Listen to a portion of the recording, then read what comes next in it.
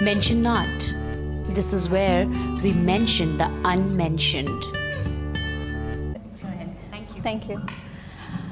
So I met my husband on Shaadi.com. So it's, I think in today's day and age, one of the most boring, predictable, conventional ways to meet people.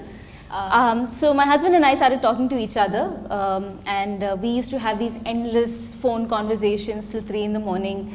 And I think after a point, after like 4 weeks of being sleep deprived, we decided that, okay, you know what, let's just meet up. So we decided to do like a weekend away at a national park in South Africa.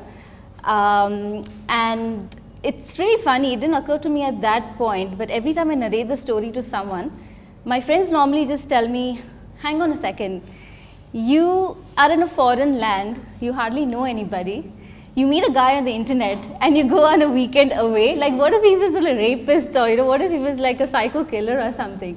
And I said, yeah, that's a good point, but at that point, like even for a nanosecond, that thought never came to my mind. So the setup was such, I was volunteering with the UN in a place called Lesotho, which is like a small landlocked country within South Africa. And my husband was in Durban. And purely for immigration purposes and the ease of all of that, I decided to cross the border and like Sarhad par karke, I went into South Africa. And he decided to drive from Durban for 6 or 7 hours and meet me at the border town. We were supposed to camp there for the night, and then the next day we would go on a road trip to the national park that we planned to go. So I go, so this is a Friday evening, I reach where we're supposed to meet, and I get a call from him and he says, hey, you know what, I'm on schedule, I'm going to be there in 2.5 hours, everything looks good, I've topped up petrol, and yeah, I'll see you at 10 p.m. That's my ETA. I said, great. And as soon as I hung up, I did something really bizarre. I told the universe, give me a sign that he's the one. And I said that if he comes before midnight, if he arrives here before midnight, then he's the one. If not, it's a no from my end. So anyway, so I was just waiting for him. And in an hour's time, around 8:30, I get a call from an unknown South African number. And it's my husband on the other side, and he's like, hey, hi, you know what, I just met with an accident. And his voice is so calm and mischievous and zen, like it always is. And I've had this accident, and the car is so badly damaged that it needs to be written off. There is no way I can drive this car.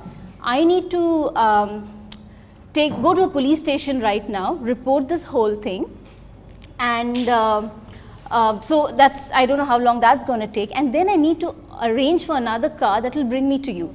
He said, I just wanted to let you know that I'm not going to be there tonight, and I'll get there in the morning once I've arranged for something. And I was devastated. Like, I mean, I was like, I really thought this was going to work out. So anyway, as in, I couldn't complain. I asked for a sign and I got the sign, so I just had to deal with it. So the next, okay, so this is what happened at my end. Now what transpired at his end was that he was driving at 120 kilometers an hour, and all of a sudden his car tire burst. And he went off the road, his car toppled twice, and then came landing on the wheel. But in the process, what had happened was like his phone, his laptop, his wallet, his keys, everything had sort of just gone away from the car. So there was no way for him to let me know that this is happening. And he's sitting there wondering what to do. So he just tried to like play with a few things in the car. He noticed that his lights were working. So he started to flash the lights a bit to see if anybody could help. Finally came to a point, he was like, you know what, I have this girl who has crossed the border to come and meet me, and if I don't turn up today and if I don't inform her, because there's no way of informing, he can't find his laptop, he can't find his phone, there's no way of communication, she's going to dump me. So he decides to start walking in the middle of the night, like it's very dark at the night, and he's in the middle of the highway, there's nothing there, he's just walking, this car's passing by, trying to get help, trying to see if anybody would stop. And eventually, he comes to a towing truck that is coming in his direction. And the guy goes like, hey, are you the guy who met with an accident? And he said, yeah, how did you know?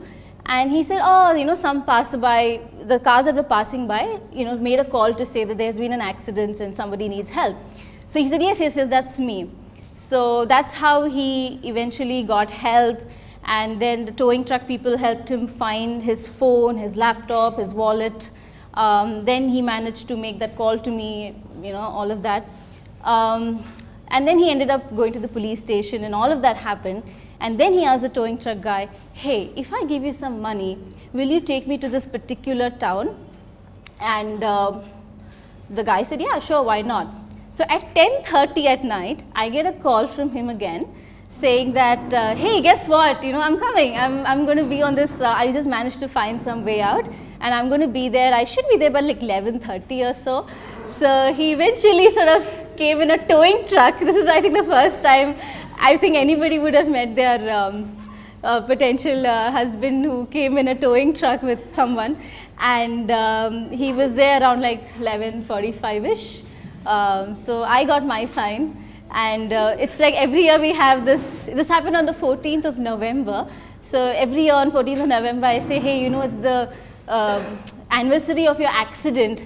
And he said, yeah, the deadly accident that was meeting you, and the car accident was like, just whatever.